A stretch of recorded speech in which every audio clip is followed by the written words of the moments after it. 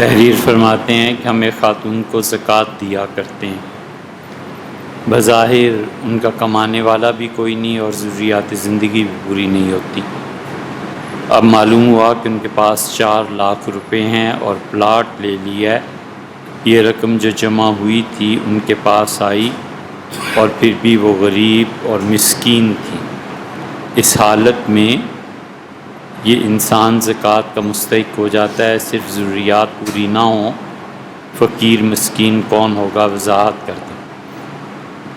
انہوں نے یہ پیسہ جمع کیا ہے اپنے مکان کے لیے، اپنا پلاٹ خریدنے کے لیے، کیونکہ بیک وقت انہیں اتنا پیسہ مل جائے یہ ہمارے معاشرے میں ہے نہیں، کیونکہ 15-20 لاکھ انہیں دے دے اور وہ جا کر پلاٹ خرید لیں۔ تو اس لیے جو پیسہ انہوں نے جمع کیا ہے اس مقصد کے لیے کہ وہ فقر کے اس حصے سے نجات پا جائیں، یہ جائز، اگرچہ کراہت کے ساتھ ہو، لیکن ہمارے زمانے میں درست ہے، کیونکہ ہمارے زمانے میں قیمتیں اتنی زیادہ ہو گئی ہیں کہ کوئی بھی آدمی پلاٹ لے لے ایک دم سے اور ایک دم سے مکان بنانے کے لیے کر لے تو یہ کروڑوں تک اب معاملہ چلا گیا۔ تو اس لیے وہ جو خاتون کر رہی ہیں ان کو زکوٰۃ دینا درست۔ ایک صاحب پراپرٹی ڈیلر ہیں، ان کے ساتھ مل کر حصے کا کام شروع کیا ہے۔ طریقہ اختیار کیا کہ جو زمین خریدی گئی آدھا حصہ ڈالا جائے گا جو بھی نفع ہوگا، جبکہ معاملات بیچنے کے سارے وہی پراپرٹی ڈیلرز کریں گے۔ کیا شرعاً ایسا کرنا جائز ہے؟ شرعاً کسی کے ساتھ منافع میں شریک ہوا جا سکتا ہے۔ ایک شخص سرمایہ لگائے اور محنت بھی کرے اور دوسرا سرمایہ دے تو کیا پھر بھی نفع میں شریک ہونا برابر کا جائز؟ دیکھیے، اس سے جو صورت سمجھ میں آتی ہے، آپ نے جو کچھ تحریر فرمایا ہے کہ ایک سلیپنگ پارٹنر ہے اور ایک آدمی ایکٹیو ہے جو سارا کام کرتا ہے۔ حنفی فقہا کے نزدیک یہ جائز ہے۔ وہ یوں کر سکتے ہیں کہ جو ایکٹیو ہے وہ کہے کہ بھئی میں 75% اپنا حصہ لوں گا، آپ 30% لیں، کیونکہ آپ تو کوئی کام کرتے نہیں، سارا کام مجھے کرنا ہے، تو یوں کر لے، یہ بھی جائز ہے۔ اور اگر وہ اپنی خوشی سے مان جاتا ہے کہ 50% پہ، تو یہ بھی جائز ہے، کیونکہ اس نے جتنی بھی رقم ہے، چاہے وہ 10,000 ہے اور چاہے وہ 10 کروڑ ہے، رزق پہ تو ایک مرتبہ لگا دی نا، اس نے تو ایک مرتبہ اپنا پیسہ دے دیا نا۔ عین ممکن ہے کہ کل کو سارا ہی ڈوب جائے تو پھر کیا ہوگا؟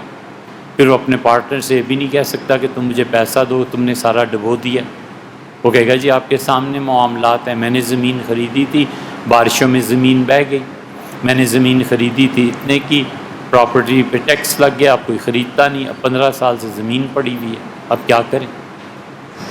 تو اس لیے یہ صورت جائز ہے کہ ایک آدمی اپنا پیسہ انویسٹ کر دے اور دوسرا کوشش کر کے کچھ بھی کرے، اس پہ نفع لا کے دے۔ البتہ نفع میں تفاوت اور فرق ہو سکتا ہے، 50% ضروری نہیں ہے۔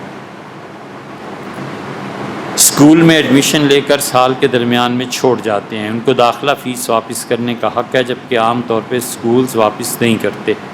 اسکولز واپس نہیں کرتے تو ٹھیک کرتے ہیں، اس لیے کہ جو ٹیچر رکھتے ہیں وہ بھی تو پورے کے سال کے لیے رکھ لیتے ہیں۔ ٹیچر بھی تو جھگڑتے ہیں، کہتے ہیں جی سال میں آپ ہمیں کیسے چھٹی دے رہے ہیں، ہم پڑھا رہے ہیں، سب کچھ کر رہے ہیں۔ بلڈنگ اگر اسکول کی لی ہے اس سے تو کرائے پہ لی ہے نا جی، اب کرائے پہ اس نے بلڈنگ لی آپ کے بچے کے پورے سال کے لیے، بچہ درمیان میں چھوڑ گیا تو اب اس میں بلڈنگ کا تو کرایہ کم نہیں نہ ہوگا، پانی ہے، بجلی ہے، سارے اخراجات اس کے اپنی جگہ پر ہیں۔ اسکول والے واپس نہیں کرتے تو انہوں نے اپنے اخراجات کو پورا کرنا ہے، یہ ان کے لیے درست ہے۔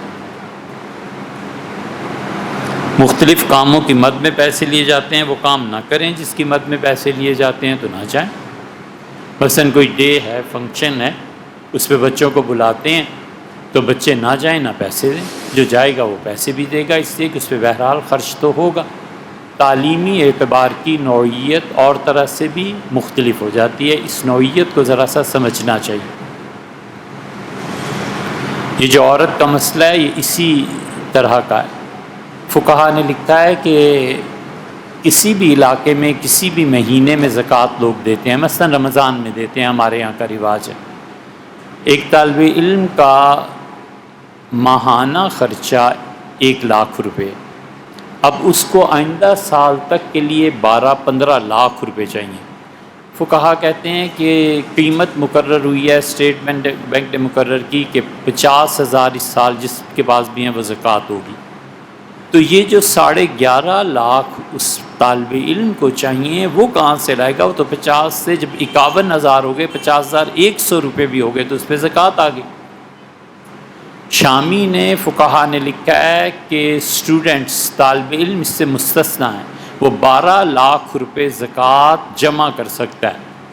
گورنمنٹ نے 50,000 کا کہا، اسٹیٹ بینک نے کہا 50 سے 50,100 بھی ہوگی تو زکوٰۃ واجب ہو گئی. طالب علم کہتا ہے جی میں سارا سال زکوٰۃ کہاں ڈھونڈتا پھروں گا، اور پھر میرے پاس اگر 12 لاکھ نہیں ہوں گے تو میں اطمینان سے مطالعہ کیوں نہیں کر سوں گا؟ فقہا نے لکھا ہے جمع خاطر کے لیے، اپنی طبیعت کو ٹھیک رکھنے کے لیے، الحمدللہ پیسے موجود ہیں آرام سے پڑھو، تو وہ پہلے ہفتے میں رمضان کے عشرے میں پورے رمضان میں جہاں سے بھی اسے زکوٰۃ ملتی ہے وہ 12 لاکھ روپے جمع کر کے رکھ لے، سارا سال اسے خرچ کرے، اس کے لیے جائز. یہ شامی میں صراحتاً مسئلہ نہیں. اس لیے بہت سے کام ایسے ہیں جن میں سرمائے کی ضرورت پڑتی ہے بہت زیادہ. اب ہم کہیں کہ اس مقصد کے لیے تم زکوٰۃ جمع کرو، اور جب 50,000 اس مرتبہ شاید 38-40,000 روپے زکوٰۃ تھی تو 38,000 ہو جائیں تو تم زکوٰۃ نہیں لے سکتے، تو باقی کام کہاں سے ہوگا؟ عملاً حل دیں نا جی. معاشرے میں باتیں کرنے سے کام نہیں بنتا، حل دیں، پریکٹیکلی بتائیں وہ کیا کرے. یہ مشکل پیش آتی ہے، اس لیے نہ جائیں اس تقریب میں، نہ پیسے دیں.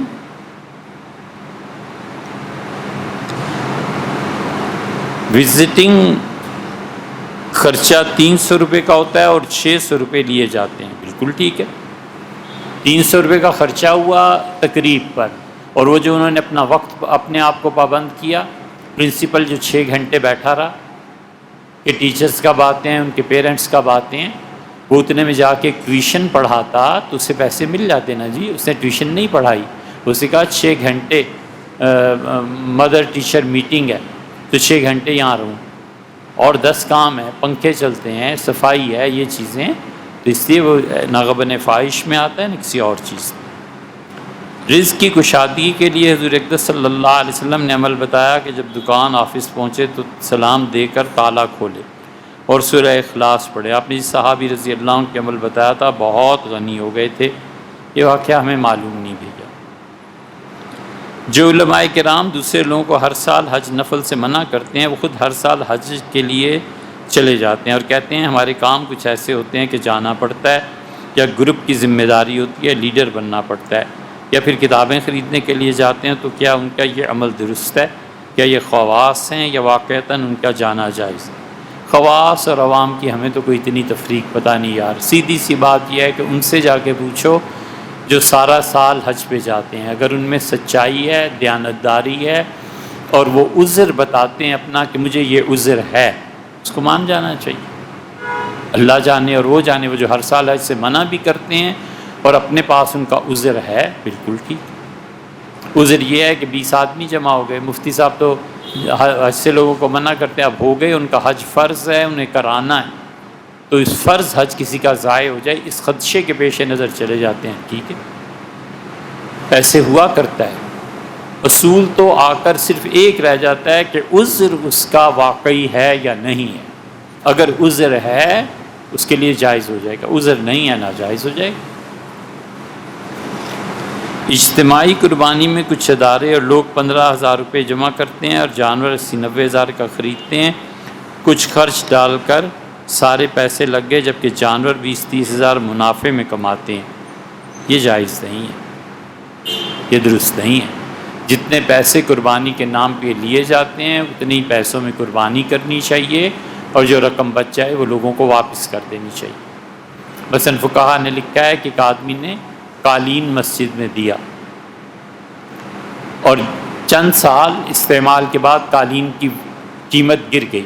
کسی نے کہا میں دوسرا بچھا دیتا ہوں، تو یہ جو پہلا قالین ردی بیکار ہو گیا، چاہے یہ ہزاروں کا تھا اور بازار میں مول لگا سینکڑوں میں، تو یہ سینکڑوں روپے بھی جو ہے نا یہ اصل مالک کے ہیں، اسے لوٹانے چاہیے. یہ مسجد کا فنڈ نہیں ہے، اصل مالک کے پاس پیسے واپس جانے چاہیے. اسی طرح قربانی میں اگر کوئی پیسے بچ جاتے ہیں تو اصل مالکان کو واپس دینے چاہیے، اور اگر اصل مالکان کہیں کہ آپ لگا دیں غریبوں پہ کسی مد میں، یا پہلے ہی سے ان کے ذہن میں ہو کہ وہ کہیں کہ بس ٹھیک ہے لوگوں کو دے دیے جائیں پیسے، وہ حساب ہی کوئی نہ لے، پوچھے ہی کوئی نہ، تو یہ رضامندی ہے، وہ پھر اس کے لیے جائز ہو۔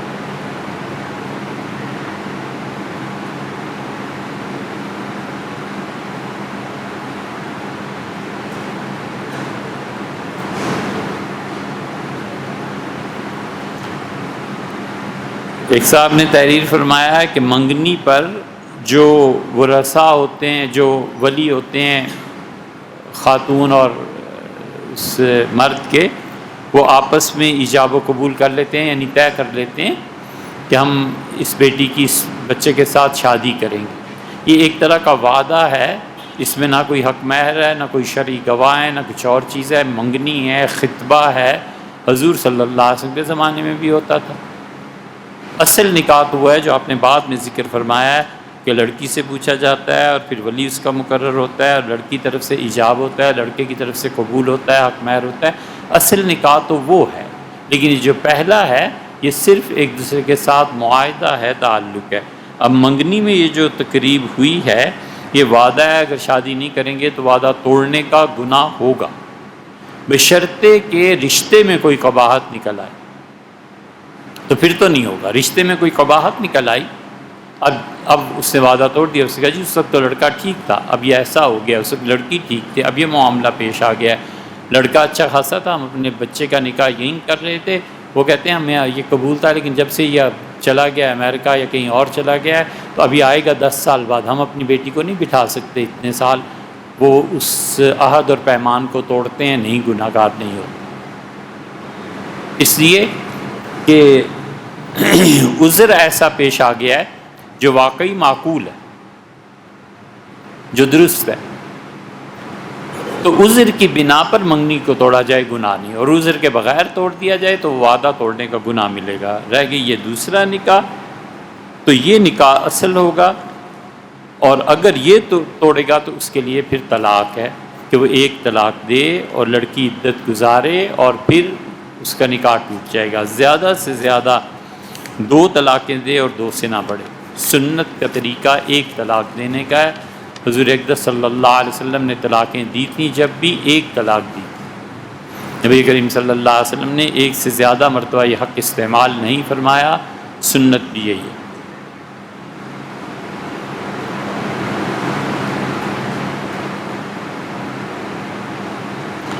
جمعہ کے خطبے کے پہلے خطبے میں درود شریف پڑھتے ہیں، اس میں آپ صلی اللہ علیہ وسلم کی ازواج کا علیحدہ نام ہے اور اہل بیت کا نام علیحدہ ہے۔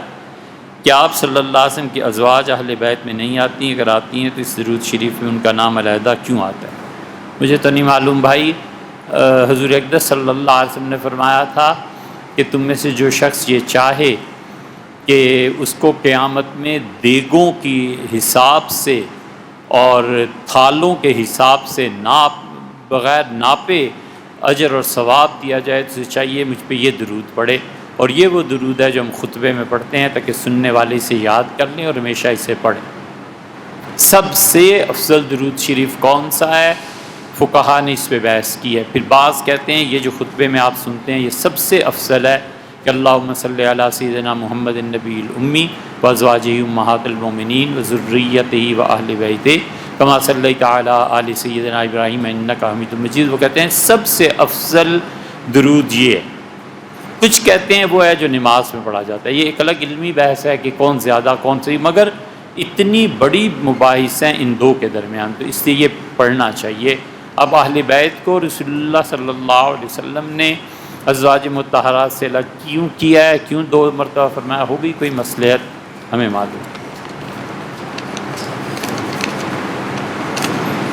امام پہلی رکعت میں کسی بھی سورت کا ایک حصہ پڑھے اور دوسری رکعت میں کسی بھی سورت کا کوئی حصہ پڑھے تو نماز میں خلل آتا ہے یا نہیں، جبکہ امام نے دونوں رکعتوں میں دونوں صورتیں مکمل نہیں پڑھی، کوئی خلل نہیں آتا، نماز ہو جائے گی، نماز مکروہ بھی نہیں ہوگی، اس لیے کہ حضرت عبداللہ ابن مسعود رضی اللہ عنہ کی روایت میں یہ آیا ہے کہ رسول اللہ صلی اللہ علیہ وسلم نے ایسے کیا تھا۔ مسلم کی روایت میں آیا ہے کہ رسول اللہ صلی اللہ علیہ وسلم نے ایک صورت پڑھی تھی، اس کا کچھ حصہ، پھر رسول اللہ صلی اللہ علیہ وسلم نے دوسری صورت کا کچھ حصہ پڑھا تھا، تو اس سے کراہت تو آتی نہیں۔ لیکن ایک چیز ہے اس زمانے میں سوچنی چاہیے، جو صورتیں رسول اللہ صلی اللہ علیہ وسلم نماز میں پڑھتے تھے ہمارے ائمہ نے وہ کیوں چھوڑ دی؟ بس اتنی بات، وجہ کیا؟ فقہا نے لکھا ہے ہر وہ نماز جو سنت کے مطابق ادا کی جائے وہ طویل نماز نہیں ہوتی۔ یہ جن کو جلدی ہوتی ہے نا کہ امام صاحب جلدی نماز پڑھائیں، جلدی پڑھائیں، جی لوگوں کے اپنے کام بھی ہوتے ہیں، انہیں اچھی طرح یہ مسئلہ معلوم ہونا چاہیے کہ فقہا نے لکھا ہے رسول اللہ صلی اللہ علیہ وسلم نے جتنی نمازیں جن صورتوں کے ساتھ پڑھائی ہیں امام وہ پڑھائے، لمبی نماز نہیں ہے۔ مثلا صبح کی نماز امام کو یہ اختیار ہے کہ وہ سورہ حجرات سے لے کے سورہ بروج تک ان 3-3.5 پاروں میں سے جو بھی صورت پڑھے اسے اختیار، 2 صورتیں پڑھے 2 رکعتوں میں، امام کو یہ اختیار حاصل ہے کہ وہ ان دونوں رکعتوں میں وقت کے مطابق صورتیں پڑھ لے۔ ٹرین جا رہی ہے، جلدی جانا ہے، ایمرجنسی ہے، ڈاکٹر نے جانا ہے، ڈاکٹر کسی پیشنٹ کے ساتھ ہے، کوئی ضروری فون آنا ہے، 1000 طرح کی ایمرجنسیز ہوتی ہیں، یہ چیز امام کے اختیار ہے۔ تیسری صورت یہ ہے کہ امام 60 سے لے کے 80 تک آیات فجر کی نماز میں پڑھے، دونوں رکعتوں میں، امام کو اختیار ہے۔ اب ایک کہتا ہے کہ امام صاحب آپ نے 80 آیات پڑھی سورہ بقرہ کی 2 رکعتوں میں، طویل نماز ہو گئی؟ بالکل طویل نہیں ہوئی، حضور صلی اللہ علیہ وسلم ایسے ہی پڑھتے۔ یہی قرات ظہر میں، اور ظہر میں بھی امام کو تینوں اختیارات حاصل ہیں، اور ظہر میں بھی 60 سے 80 تک 2 رکعتوں میں پڑھنی چاہیے۔ عصر اور عشاء کی قرات برابر ہے، اور عصر اور عشاء میں 30 سے 40 آیات پڑھے تو اس کی مرضی، ایمرجنسی ہے عصر یا عشاء میں جلدی نماز پڑھانی ہے، چھوٹی صورتیں پڑھ لے اس کی مرضی۔ سیدنا عمر رضی اللہ عنہ پہ حملہ ہو گیا تھا پہلی رکعت میں، تو عبد الرحمن ابن عوف رضی اللہ عنہ کو انہوں نے ہاتھ ان کا پکڑا، مطلب اشارہ کیا کہ میری جگہ آؤ نماز پڑھا دو، تو حضرت عبد الرحمن ابن عوف رضی اللہ عنہ نے سورہ کوثر پڑھی تھی اور نماز پوری کرا دی۔ اب فجر میں کون سورہ کوثر پڑھتا ہے؟ لیکن ایمرجنسی تھی نا، کر لیا، کوئی حرج نہیں۔ اور تیسری چیز یہ ہے کہ وہ صورتیں پڑھے جو رسول اللہ صلی اللہ علیہ وسلم کی حجرات سے بروج تک کہیں سے بھی کوئی صورتیں پڑھ لیں، یہ کوئی لمبی نماز نہیں۔ عصر اور عشاء کی قرات برابر ہے۔ مغرب کی لم یکن الذین کفروا من اہل الکتاب سے لے کے سورہ والناس تک کی صورتیں پڑھنی چاہیے، اور جمعے کے دن رسول اللہ صلی اللہ علیہ وسلم مغرب کی نماز میں پہلی رکعت میں سورہ کافرون اور دوسری میں قل ھو اللہ پڑھتے تھے۔ سوال صرف اتنا سا ہے کہ اب جو ہمارے امام ہیں یہ کیوں ان صورتوں کو چھوڑ دیتے ہیں، کیوں نہیں پڑھتے؟ سنت کے مطابق نماز پڑھنا چبھتی ہے کیا؟ مسئلہ کیا ہے آخر؟ جہالت کے علاوہ حضرت رسالت مآب صلی اللہ علیہ وسلم نے جو صورتیں پڑھی ہیں سیدھی طرح چپ کر کے وہ صورتیں پڑھے اور عوام کو تعلیم دے کہ علم یہ ہے بھیا، نماز اس طرح پڑھا کرتے ہیں، یہ صورتیں پڑھا کرتے ہیں۔ حضور صلی اللہ علیہ وسلم جمعے کے دن 2 صورتیں پڑھتے تھے صبح فجر کی نماز میں، سورہ سجدہ اور سورہ دہر، اور غالباً سیدنا عمر رضی اللہ عنہ کہتے تھے یا حضور صلی اللہ علیہ وسلم نے خود فرمایا کہ جمعے کو اس وجہ سے بھی فضیلت حاصل ہے کہ اس میں سجدے کیے جاتے ہیں، صبح کی نماز میں سجدہ کیا جاتا ہے۔ حضرت رسالت پناہ صلی اللہ علیہ وسلم فجر کی نماز میں سورہ منافقون اور 7 والی سورت اس کے پڑھتے تھے، 2 صبح کی نماز میں، جس دن صبح فجر میں یہ پڑھتے تھے ظہر میں بھی یہی پڑھتے تھے۔ فقہا نے لکھا ہے جمعے میں مجمع زیادہ ہو یا پھر عید میں مجمع زیادہ ہو اور امام پہ سجدہ سہو واجب ہو جائے تو بھی نہ کرے، کیونکہ مجمع میں لوگوں کو پتہ نہیں چلے گا کہ پتہ نہیں کون سا سلام پھیرا ہے، 2 سلام پھیرے ہیں تو پتہ نہیں نماز پوری ہو گئی ہے، کوئی کہے گا نہیں پوری ہوئی، اچھا پھر سجدہ کیوں کیا ہے؟ وہ کہتے ہیں واجب ہو گیا سجدہ سہو، اگر مجمع طویل ہے، زیادہ ہے تو نہ کریں۔ یہ اسی لیے کہ لوگ کنفیوژن میں نہ پڑیں، اس کا حل ہے تعلیم، یا ائمہ تعلیم دیں، درس دیں مسجد میں، لوگوں میں سنت، اس کا نور، اس کی روشنی، یہ چیزیں پھیلانی چاہیے۔ نہ ہم تعلیم دیں، نہ عملاً کریں، تو پھر کیا؟ پھر نتیجہ یہ نکلتا ہے کہ لوگ اعتراض کرتے ہیں۔ بہت دیکھو بھائی، کثرت سے سوالات آ رہے ہیں، ہم یہ آخری مرتبہ بات کر رہے ہیں، اس کے بعد انشاءاللہ بات نہیں کریں گے۔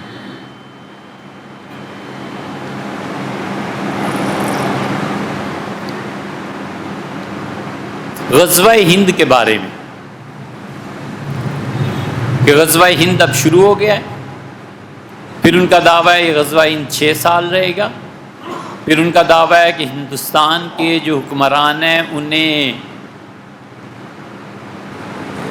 زنجیریں ڈال کر لے آئیں گے اور ذبح کر دیں گے، اور کچھ ان میں سے اسلام قبول کر لیں گے۔ یہ اتنی مرتبہ لوگ پوچھتے ہیں، اتنی مرتبہ، اور جس کو دیکھو غزوہ ہند کا شوق چڑھا ہوا ہے کہ غزوہ ہند کب ہوگا اور اس میں جا کر ہم لوگ کیسے شرکت کریں گے۔ غزوہ ہند کے بارے میں جتنی بھی احادیث ہیں، 4-5 روایات آتی ہیں، اور وہ نچڑ کے ساری 2 روایات ہو جاتی ہیں۔ حضرت رسالت مآب صلی اللہ علیہ وسلم نے یا تو یہ فرمایا ہے نسائی کی روایت میں کہ غزوہ ہند ہوگا، اور ہندوستان پہ جو لوگ حملہ کریں گے وہ بخشے ہوئے ہیں، اور حضرت ابو ہریرہ رضی اللہ عنہ نے کہا کہ اگر میں زندہ رہا تو میں اس غزوے میں شرکت کروں گا، اور اگر میں واپس آ گیا تو میں وہ شخص ہوں گا جو غازی ہے، اور شہید ہو گیا تو اللہ کے یہاں بخشا جاؤں۔ اور انہوں نے اس حدیث کو کسی کو سنایا بھی، اور انہوں نے دعا بھی مانگی۔ بعض روایات میں آتا ہے کہ وہ آئے اور رسول اللہ صلی اللہ علیہ وسلم سے کیا کہ اللہ میں نے ہندوستان پہ، اللہ کے رسول میں نے ہندوستان پہ حملہ کرنے کے لیے یہ خوشی کا اظہار کیا، تو رسول اللہ صلی اللہ علیہ وسلم مسکرائے یا نبی کریم صلی اللہ علیہ وسلم ہنسے۔ ایک تو روایت یہ ہے جس کو بہت زیادہ یہ لوگ نقل کرتے ہیں۔ دوسری روایت یہ آتی ہے جس کو یہ کہتے ہیں حافظ نعیم رحمۃ اللہ علیہ نے ذکر کیا اپنی کتابوں میں کہ رسول اللہ صلی اللہ علیہ وسلم ہندوستان میں غزوہ ہوگا، اور جو لوگ اس وقت پہ حملہ کریں گے وہ بخشے ہوئے ہیں، اور جب وہ اپنے اس حملے سے فارغ ہوں گے اور ہندوستان کے حکمرانوں کو گرفتار کر لیں گے تو انہیں خبر آئے گی کہ شام میں سیدنا مسیح علیہ الصلوۃ والسلام کا ظہور ہو گیا، اور اسی میں یہ آتا ہے کہ وہ جا کے حضرت عیسیٰ علیہ الصلوۃ والسلام سے مل جائیں گے۔ یہ جو دوسری روایت ہے نا، اس کو تو محدثین نے مانا نہیں۔ محدثین کی اکثریت اس طرف گئی ہے کہ سب واہیات چیزیں، وہ ایک اس پہلی روایت پر بحث کرتے ہیں، اور وہ کہتے ہیں کہ مسلمانوں نے پہلا حملہ جو ہندوستان پر کیا ہے وہ بخشے ہوئے ہیں، یہ کون؟ آپ جائیے کتابیں کھولیے، خود پڑھو نا یار، خود کیا مشکل ہے تمہیں؟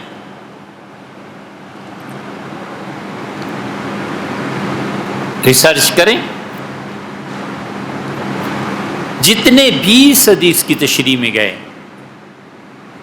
حافظ ابن کثیر رحمۃ اللہ علیہ جیسا جامع آدمی کبھی کبھی پیدا ہوتا ہے۔ بھئی ایک وقت تفسیر لکھی، حدیث پہ محنت کی، تاریخ پہ محنت کی، فقہ پہ محنت کی، شافعی فقیہ تھے، فتویٰ دیتے تھے، یہ سارے علوم اللہ نے جمع فرما دیے تھے۔ البدایہ والنہایہ کی عبارت آپ کے سامنے رکھ دیتے ہیں، انہوں نے عنوان یہ باندھا ہے اس پہ ہندوستان کے غزوات کے متعلق، اور وہ کہتے ہیں قد غزا المسلمون الہند، مسلمانوں نے ہندوستان پہ حملہ کیا تھا سنۃ 44 فی امارت معاویہ بن نبی سفیان رضی اللہ تعالیٰ عنہ، سیدنا معاویہ رضی اللہ عنہ کے دور حکومت میں ہندوستان پر حملہ کیا گیا تھا 44 ہجری میں۔ 12 ہجری میں سیدنا عمر رضی اللہ عنہ کی شہادت ہوئی ہے، 24 ہجری میں سیدنا عثمان رضی اللہ عنہ کی شہادت ہوئی ہے، 6 سال سیدنا علی اور حسن رضی اللہ عنہما کی خلافت رہی ہے، تقریباً 30 سال یہ پورے ہو گئے، اور سیدنا معاویہ رضی اللہ عنہ کی خلافت چلی ہے کوئی 20 سال، تو 30 اور 14 44 ہو گئے۔ اس سے معاویہ رضی اللہ عنہ کا دور تھا، ہندوستان پہ حملہ ہوا تھا، وہ کہتے ہیں فجرت ہونا کا امور، وہاں پر بہت چیزیں پیش آئی ہیں، فذکرناہا مبسوطہ، میں نے اسے بڑی تفصیل سے تاریخ میں ذکر کیا ہے، وقد غزاہا، اور ہندوستان میں حملے کے لیے ملک الکبیر، بہت بڑے بادشاہ، السعید، جو بہت نیک بخت تھے، بہت نیک آدمی تھے، محمود بن سبکتگین، سلطان محمود غزنوی جو سبکتگین کے بیٹے تھے، صاحب بلاد غزنہ، غزنہ جن کا دارالحکومت تھا غزنی،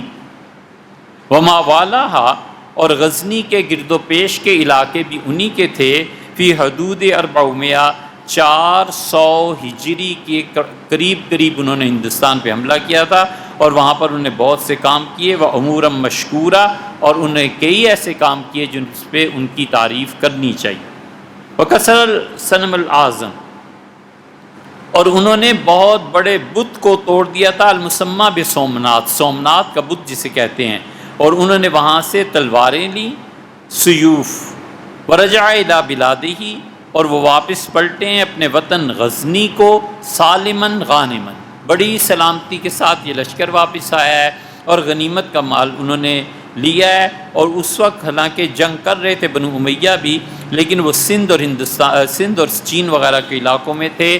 یہ صحرا جو پہلی جنگ کا ہے کہ یہ لوگ کہاں گئے، کون سا حملہ کس نے کیا تھا، انہوں نے یہ فیصلہ کیا کہ سلطان محمود غزنوی کا یہ پہلا حملہ تھا جو ہندوستان پہ ہوا، یہ لوگ بخشے ہوئے ہیں، یہ بشارت ان کے حق میں جاتی ہے، اور بس۔ دوسرے مورخین جنہوں نے ہندوستان پہ حملے کا ذکر کیا وہ کہتے ہیں وہ حملہ ہے جو محمد بن قاسم نے سب سے پہلے کیا، وہ کہتے ہیں وہ آئیں، محمد بن قاسم سے پہلے کچھ اکا دکا مار کے ہوئے ہیں، مگر باقاعدہ اسلامی حکومت کا کسی فوج کو بھیجنا اور ہندوستان پہ حملہ یہ اس زمانے میں ہوا۔ ان دونوں میں سے کوئی بھی مان لیا جائے کوئی فرق نہیں پڑتا، اسی لیے یہ جو آخری زمانے کا قصہ ہے کہ اس میں پھر سے کبھی ہندوستان پہ حملہ ہوگا، اول تو حافظ نعیم رحمۃ اللہ نے یہ روایت نقل کی ہے، فقہاء محدثین اسے ہی نہیں مانتے، اور بالفرض مان بھی لی جائے، بالفرض مان بھی لی جائے، تو جب یہ حدیث تحریر کرتے ہیں تو نسائی کے شراح، حدیث کے شارحین، وہ ایک لفظ بولتے ہیں کہ مدعی تد۔ مدعی تد کا مطلب کیا ہے؟ جیسے be B C, British Broad casting corporation, جیسے MBBS، اس طرح کا ایک مخفف بنا لیتے ہیں تاکہ پورا لفظ بولنے کی بجائے وہ یاد رہے، JT، جہانگیر ترین، JK وغیرہ وغیرہ، اس طرح نام بھی امریکنز بہت بولتے ہیں ایسے۔ اسی طرح مسلمان جو تھے اتنی لمبی بات کرنے کے بجائے کہتے تھے، صرف ایک لفظ بولتے تھے کہ مدعی تد۔ مطلب یہ تھا کہ اگر ہندوستان پہ کبھی ایسا حملہ ہوگا بھی اور وہاں کے بادشاہوں کو، راجواڑوں کو گرفتار کر کے تم لاؤ گے بھی، تو مدعی تد کا زمانہ ہے۔ مدعی تد کا مطلب یہ کہ میم سے مراد مہدی، حضرت مہدی آئیں گے، اور حضرت مہدی کا آنا میم، یہ تمام احادیث سے پتہ چلتا ہے کہ حضرت مہدی جب تشریف لائیں گے تو اس وقت قیامت کی بڑی علامات تقریباً شروع ہوں گی۔ ابھی تک قیامت کی بڑی علامات شروع نہیں ہوئی، ہماری صدی میں بھی قیامت کی بڑی علامات شروع نہیں ہوئی۔ بہت لوگوں نے تمنا کا اظہار کیا ہے، بہت لوگوں نے کہا کہ اب حضرت مہدی آنے والے ہیں۔ آج سے 700 سال پہلے جب اسپین سے مسلمان نکالے جا رہے تھے تو اسپین کے صوفیہ خانقاہوں کے باہر جا کر کھڑے ہو گئے، شاید مہدی آ رہے ہیں، مہدی آ رہے ہیں۔ کدھر سے مہدی نے ابھی آ جانا ہے حضرت، ابھی بڑا دور پڑا۔ وحید الدین و وحید الزمان، لغات الحدیث انہوں نے کتاب لکھی ہے، اصل میں تو انہوں نے ترجمہ کیا ابن اسیر کا ہی۔ لغات الحدیث میں انہوں نے کئی جگہ اس تمنا کا اظہار فرمایا کہ حضرت مہدی آ جائیں، حضرت مہدی آئیں گے اور یہ قیامت کی بڑی علامات میں سے ہوگا۔ مدعی دال آ گیا تو دال کا مطلب ہے کہ میم سے مہدی، مہدی کے بعد ظہور ہوگا دجال کا، دال انہوں نے وہاں سے لیا۔ دجال کے ظہور کے بعد عین آ گیا تو سیدنا عیسیٰ علیہ السلام مراد ہیں کہ سیدنا مسیح علیہ السلام ظاہر ہو جائیں گے۔ چوتھی علامت وہ یا سے مراد یاجوج اور ماجوج، مہدی، دجال، عیسیٰ اور یاجوج اور ماجوج، یہ چاروں کام واقع ہو جائیں گے۔ اور تد کا مطلب ہے توئے سے طلوع آفتاب۔ رسول اللہ صلی اللہ علیہ وسلم نے خود فرمایا کہ قیامت کے قرب میں یہ ہوگا کہ سورج مغرب سے طلوع ہوگا، اور دال سے مراد دابۃ الارض۔ قرآن میں آیا 17ویں پارے میں اللہ نے فرمایا قیامت کے قرب میں زمین سے ایک جانور ظاہر ہوگا لوگوں، اور وہ اللہ نے خود کہا یکلمہم، وہ لوگوں سے باتیں کرے گا۔ وہ جانور عجیب و غریب چیز ہوگی، حتیٰ کہ صحابہ کرام رضی اللہ عنہم بتاتے تھے کہ رسول اللہ صلی اللہ علیہ وسلم نے اس جنگل میں اس جگہ کے متعلق فرمایا تھا کہ یہاں سے وہ جانور نکلے گا، زمین پھٹ جائے گی۔ وہ کہتے تھے یہ علامتیں ظاہر ہوں گی، اس وقت جا کر ہندوستان کے، اگر اس حدیث کو مان لیا جائے، پھر کہتے ہیں کہ اگر مان لیا جائے کہ سب کچھ سچ ہے، ان میں سے ایک علامت بھی ظاہر ہوئی ہے جو تم غزوہ ہند کے پیچھے پڑے ہوئے، اور غزوہ ہند ہی رہ گیا اور کچھ نہیں رہ گیا پڑھنے کو۔ جھوٹ بکتے ہیں حضرت رسالت مآب صلی اللہ علیہ وسلم پہ۔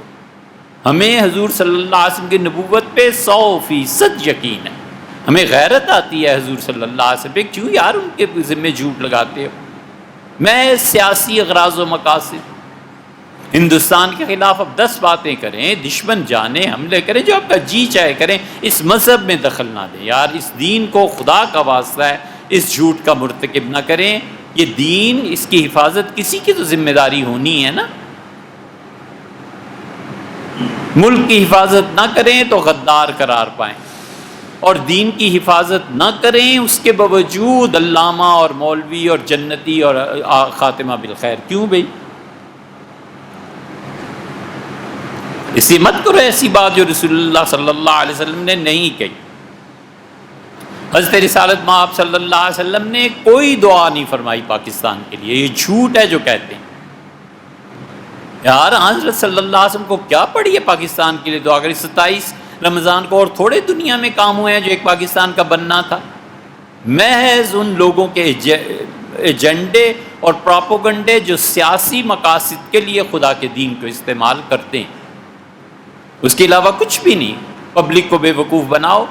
حضور اقدس صلی اللہ علیہ وسلم نے دعا مانگی تھی پاکستان کے لیے، خواب میں دیکھ لیا رسول اللہ صلی اللہ علیہ وسلم کشمیر تشریف لائے ہیں۔ پہلی بات تو ہم یہ آپ سے عرض کریں، کوئی ایک تحریک جی چاہتا ہے آپ کو کبھی سنائیں کہ اس آخری 300 سال میں، آج سے آخری سے بڑا پیچھے چلے جائیں، عالم اسلام میں جتنی تحریکیں اٹھی ہیں، جتنی جماعتیں اٹھی ہیں، حتیٰ کہ ان میں جو کافروں کی جماعتیں بھی اٹھی ہیں، انہوں نے اسی مذہب کا سہارا لے کے لوگوں کو گمراہ کیا۔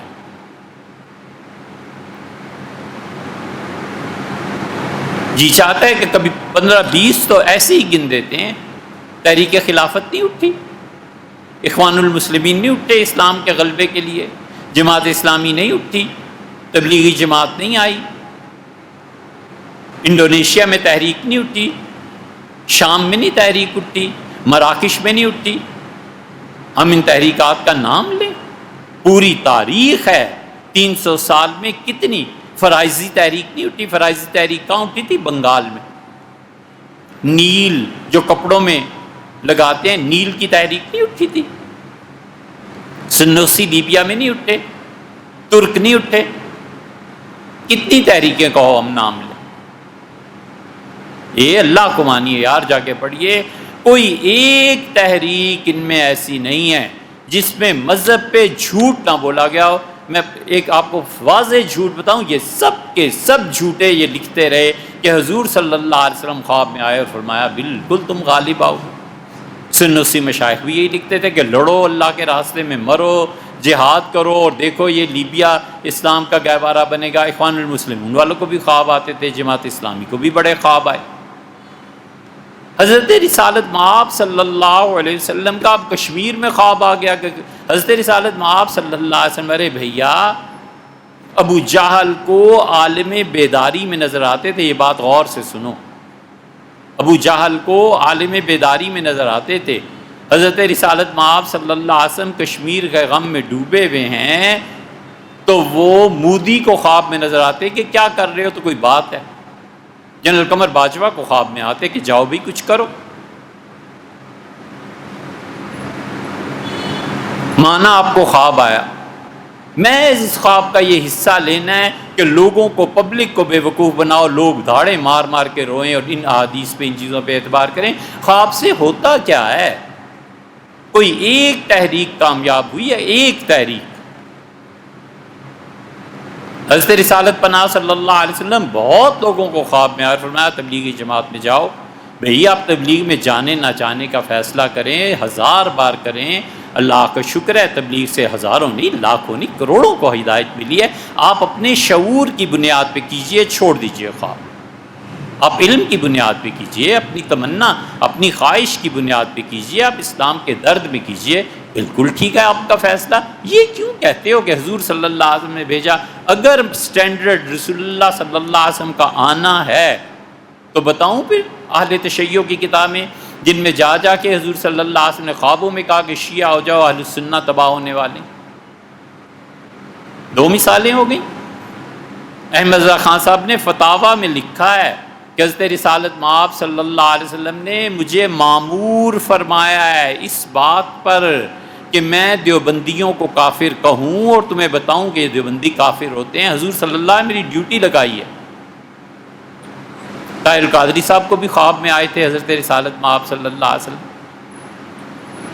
مرزائیوں نے ایک کتاب لکھی ہے مبشرات، بڑی تلاش تھی، خیر مل گئی۔ 200 مرزائیوں نے خدا کی قسم کھا کر لکھا ہے کہ حضور صلی اللہ علیہ وسلم خواب میں آئے اور فرمایا قادیان جاؤ، ہدایت وہاں ہے، مہدی وہاں ہے۔ کدھر جانا ہے ان خوابوں کو لے کے؟ ہر آدمی خواب دیکھ رہا ہے، ہر آدمی۔ سید احمد شہید رحمۃ اللہ علیہ کی تحریک ہم لوگوں کی جان ہے اس میں۔ سید صاحب رحمۃ اللہ جیسا آدمی کہاں تھا؟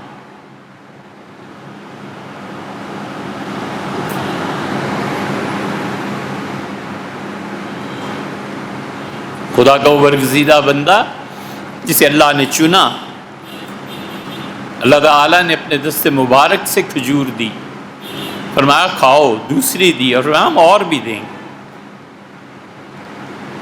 سید صاحب رحمۃ اللہ کوئی معمولی آدمی نہیں تھے۔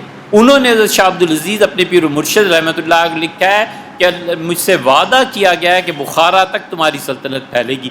کیا خواب ہوا؟ اس لیے یہ جتنی بھی تحریکیں اٹھتی ہیں اور اٹھتی ہیں اور لڑکے تمنا کرتے ہیں، اب یہ عربوں میں چلا ہوا ہے۔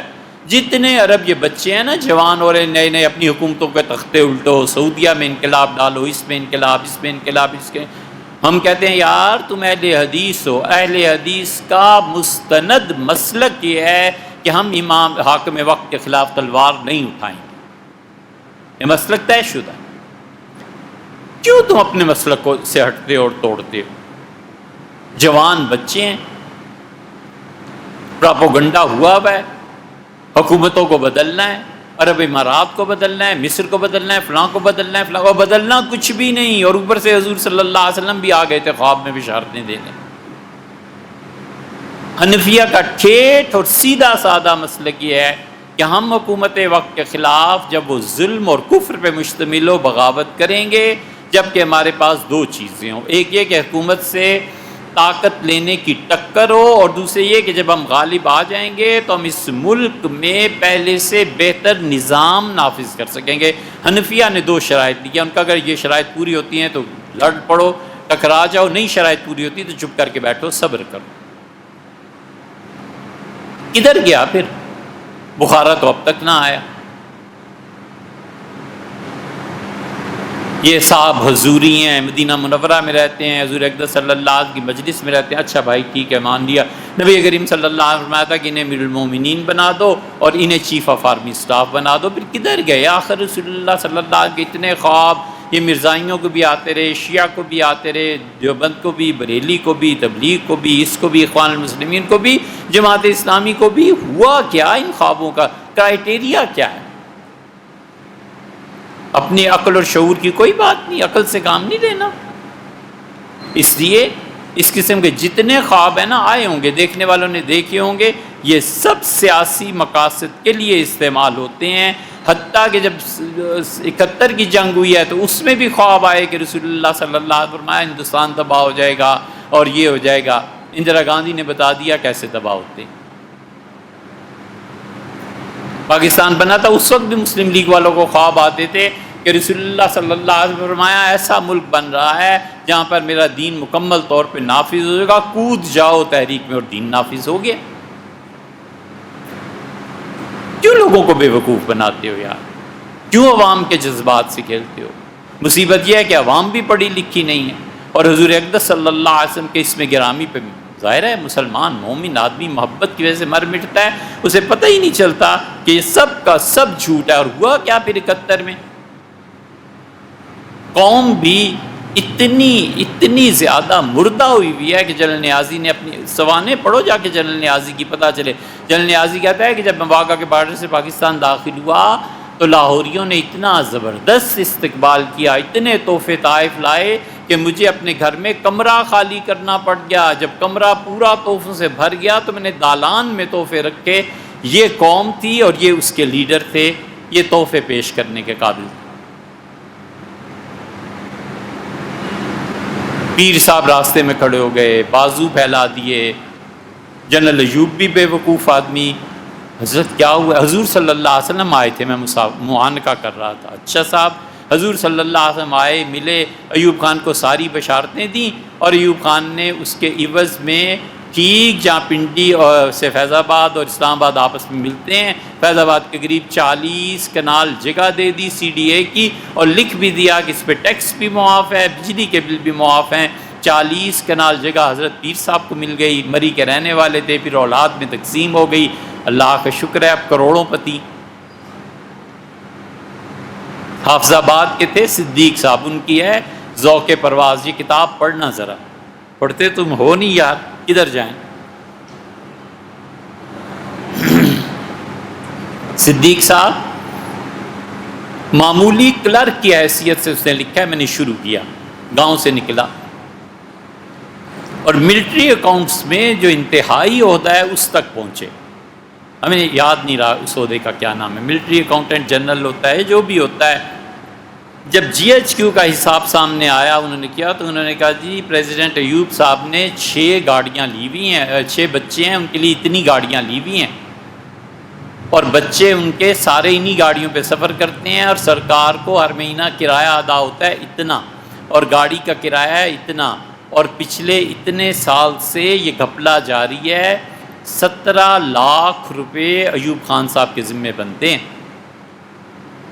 فائل آئی، اوپر گئی، اوپر والوں نے الماری میں رکھ کے ان کا حافظ صاحب آپ نے حق ادا کر دیا، چھٹی کیجئے پھر بات کریں گے. 100 روپے تولہ سونا تھا، 100 روپے، اس سے بھی تھوڑا تھا. حساب کر لو 1.25 ارب روپے کا غبن اور گڑبڑ ایوب خان نے کی. سرکار کوئی ہے پوچھنے والا؟ گوہر ایوب صاحبزادے لکھتے ہیں کہ جب میں کراچی میں مجسٹریٹ تھا، جب کراچی میں میری حکومت تھی تو سندھی عورتیں میری بیوی کے سامنے آیا کرتی تھیں سر پہ جوتے رکھ کے، ادب کی وجہ سے ڈوب نہ مرے. اب اسی کا بیٹا عمر ایوب بھی وزیر ہے. کیا ہے سب یہ؟ دین کو استعمال کرتے ہو، مذہب کو استعمال کرتے ہو، کوئی اخلاقیات رہی نہیں. تو غزوہ ہندی کیوں پڑھنا ہے؟